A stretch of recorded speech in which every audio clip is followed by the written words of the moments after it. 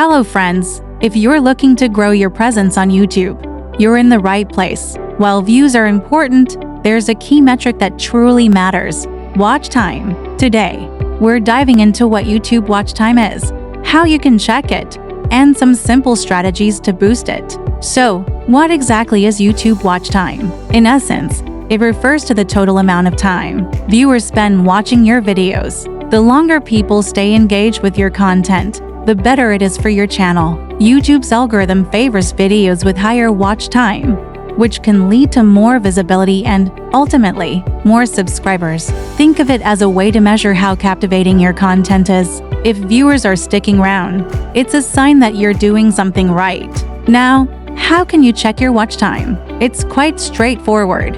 Head over to YouTube Studio, click on the Analytics tab, and you'll find a wealth of information about your channel's performance. Look for the watch time metric, which will show you the total minutes your videos have been watched over a specific period. This data is invaluable as it helps you understand what's resonating with your audience. So, how can you increase your watch time? Here are a few easy tips. First, focus on creating engaging content that keeps viewers hooked. Start with a strong hook in the first few seconds to grab attention. Second, consider optimizing your video length.